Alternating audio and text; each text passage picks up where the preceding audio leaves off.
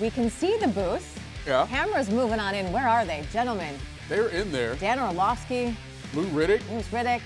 Where are they? Where are they? Oh, look, they're waving. Holy there we go. Zoom bet, man. Wow, that must be the new iPhone. That's what it took to get them in here. Look, guys, coming into this matchup, obviously two teams that were winless on the season. They needed some feel-good on their side somewhere. Yeah. So let's start, Lewis, with the team that actually won. That was the Dolphins. What happened in this game for them that should give them any type of confidence going forward? I think they know that the game really is won at the line of scrimmage. And a lot of times with all the weapons that they have on the perimeter, all the speed that they have, the way in which they kind of, like, especially under Mike McDaniel, kind of took the league by storm with the way the passing game just exploded onto the scene with Jalen Waller and Tyreek Hill. And we hope that he is okay going forward, that being Tyreek Hill.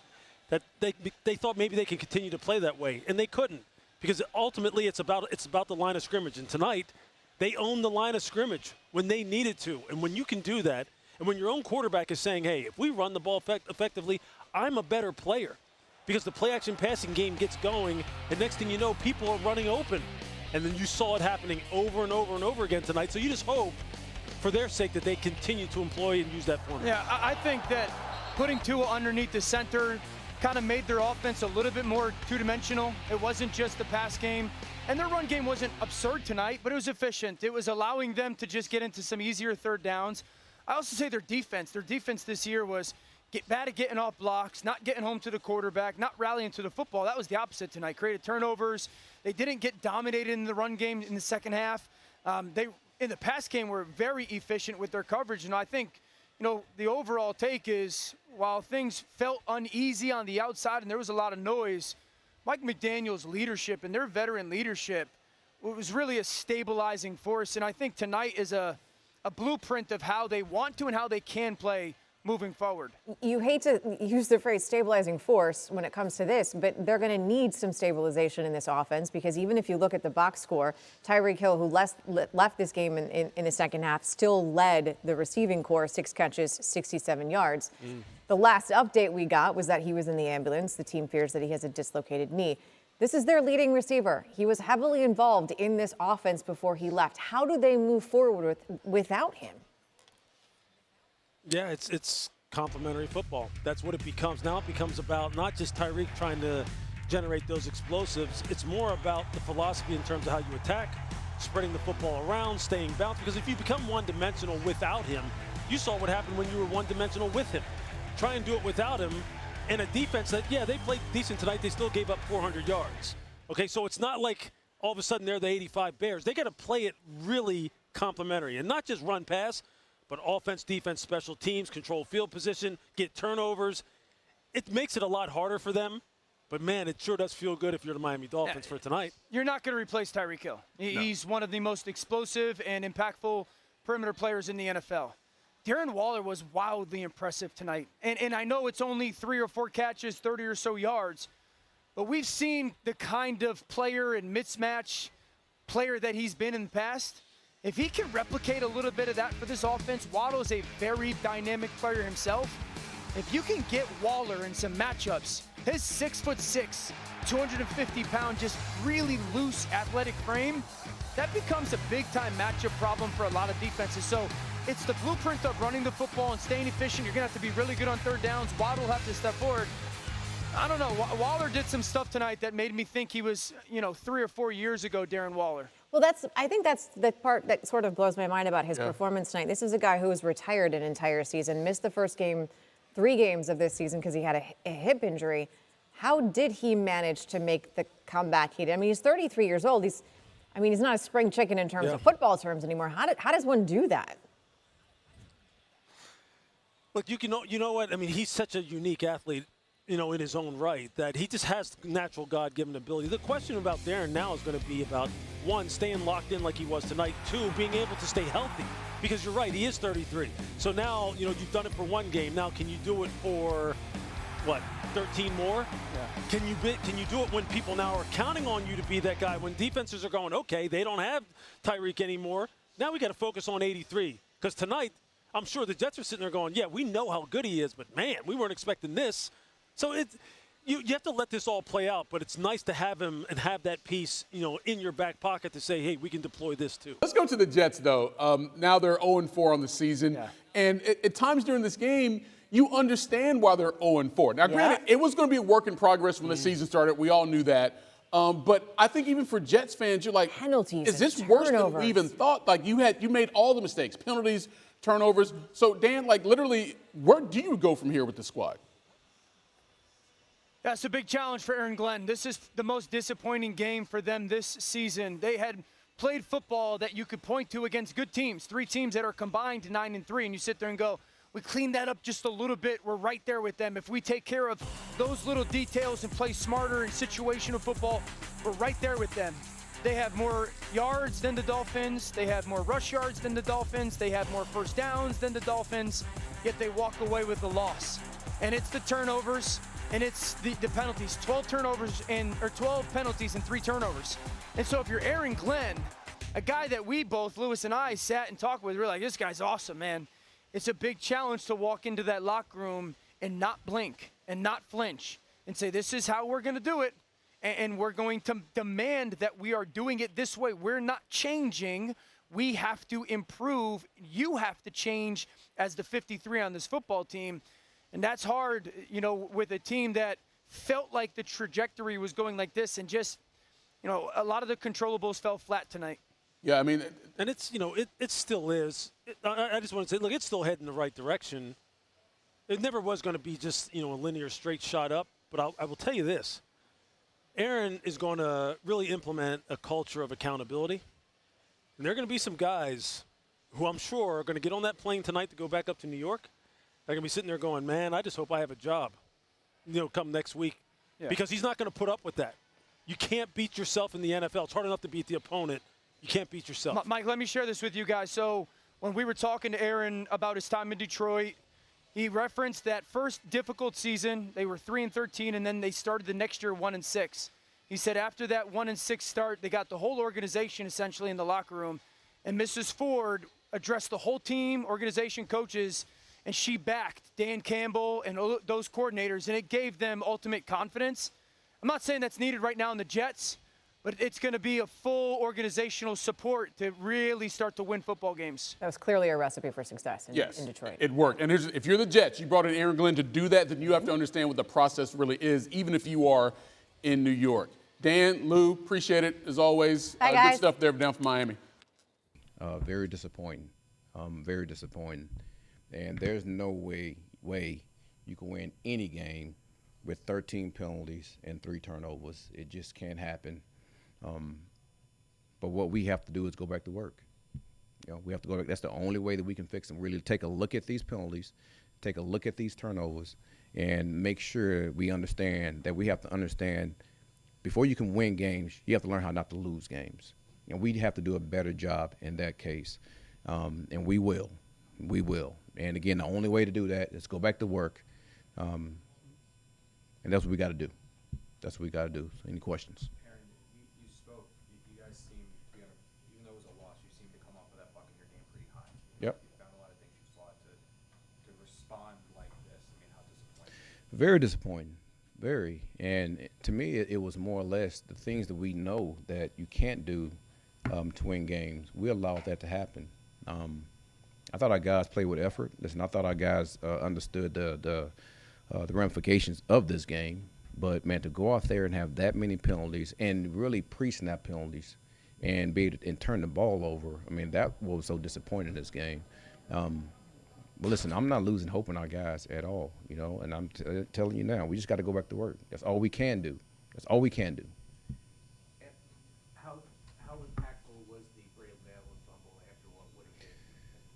All right, so those are the words of Aaron Glenn from the Jets' perspective. We bring in now Darren Waller from the Dolphins. 3 catches in this game, Darren. 2 of them were touchdowns. But, bro, it had been a while since you had been out there scoring touchdowns. Personally, man, take me through what that first touchdown meant to you. I don't even really have words for it, to be honest. I felt like I was in a parallel universe. I didn't really, think I'd be out. Didn't think I'd be out here playing again, to be honest. And just the magnitude of the situation in the game, 4th down, like big play to give our team a spark early on. I'm just happy I could make a play for the team.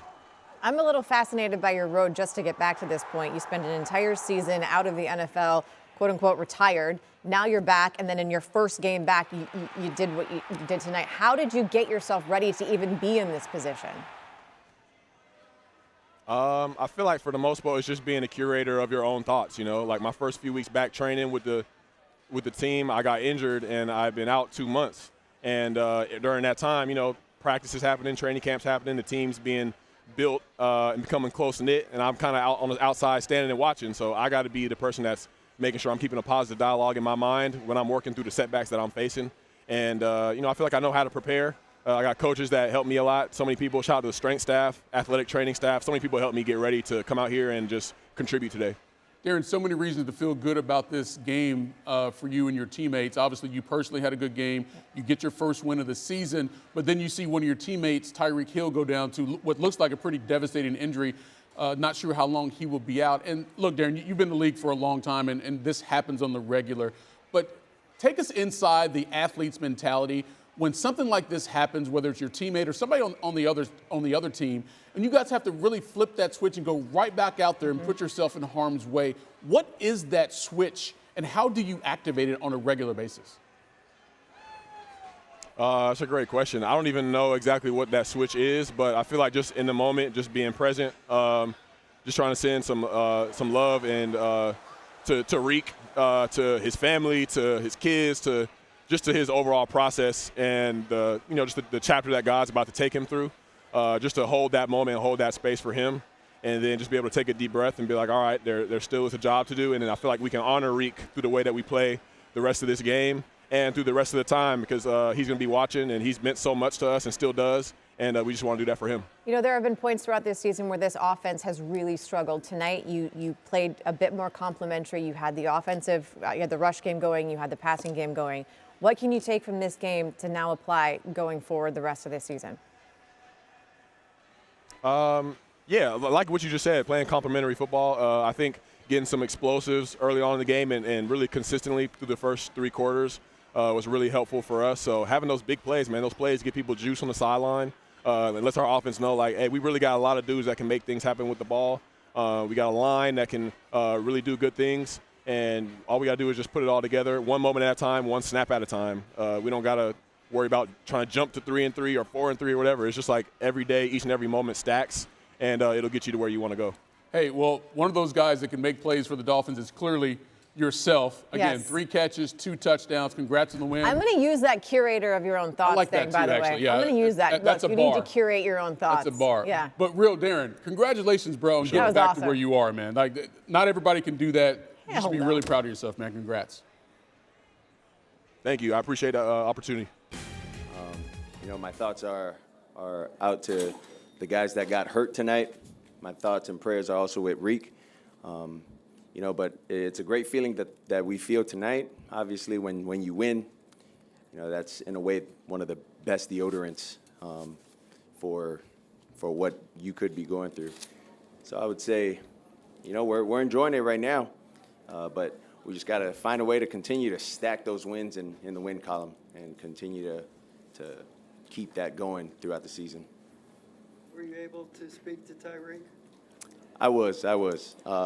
And as you can see on the Jumbotron, he was kind of joking. That's just his personality. So he was joking when I came up and talked to him, and when a lot of the guys came up and talked to him. That's just his personality. That's just who he is. But our thoughts and our prayers are with him. Can you take us through that first touchdown to Waller, and what were your impressions of the way he played tonight? Yeah, I mean, he played really good. Anytime you get the ball in your hands and you score twice, that's shows us that you're a viable option for us, or you could be a viable option for us. But that first touchdown, I mean, I can't remember the last time I've thrown the ball to dang near the goalpost, and somebody catches it like that. So that's the kind of guy that we have in Darren Waller. What was it about this team to gather itself after seeing Tyreek go down, end up scoring a touchdown on that drive? Did you say anything to the guys after that? I didn't say anything to the guys. I think it was one of those where collectively we knew we needed to step up in general. Regardless of who's in, we feel as if the next man up, and we shouldn't lack the way we play, the style of our play. We shouldn't lack any of that. So that was sort of the mantra or the mindset going into that after Tyreek got hurt. In your coaching days, you've been in the position that Mike McDaniel is now in, where you've lost key players or star players. The Dolphins got a very important win tonight, their first one of the season, but they also have the loss of Tyreek Hill. So if you are McDaniel, what is your message? What are you saying in the locker room? That somebody's got to have to pick up the slack, and we're going to have to do this for Tyreek. We got to dedicate this to Tyreek now. And I think the players understand that. He was a vocal point of this offense tonight. And when they're rolling, this is what the Miami Dolphins look like. This explosive offense. We hadn't seen this in a while. And tonight it looked like, oh boy, they're rolling again, right? Yeah. And you get your star player hurt. Now, Waller all of a sudden became a guy.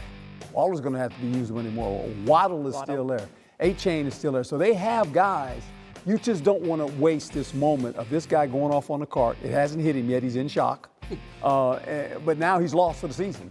So you gotta gain your momentum now. Yeah, because if you're the team, you have to have mentality that we're not going to get him back. And if you do, by the grace of whatever, that's gravy. Right. Exactly. All right, so that's the big news from the game. Let's take you back to show you how the entire thing played out with the Dolphins getting that first win of the season. First quarter, it's a 3-0 Miami lead. Jets got a second to go from the 6, and Braylon Allen right up the middle, and then a fumble. Again, you're just shooting yourself in the foot on a consistent basis. That's a great play, but here again, that was really the point of if they score that, the Jets probably win this game. So because momentum means everything. The entire complexion of the game changed because there's Darren Waller, his first touchdown since October of 2023. Hell of a catch, by the way. And the Dolphins responded. Then here, pressure on Justin Fields. He can't hold on to the ball. Another turnover. First time since week 2 of 2021, they've turned the ball over on the first 2 drives of the game. That's not a formula for success. Opening kickoff of the third, Isaiah Williams looked like he's nice little return, and then all of a sudden the ball is out. Third fumble forced by Miami in this game. And they had penalties as well for the Jets. But Miami taking advantage of those opportunities to get their first win of the season, get some play action. Tua finds Waller again. Waller now has more receiving touchdowns on Monday than he did in 12 games with the Giants, 2 versus 1. Again, Dolphins win it 27-21, their first win of the season. They avoid that 0-4 start.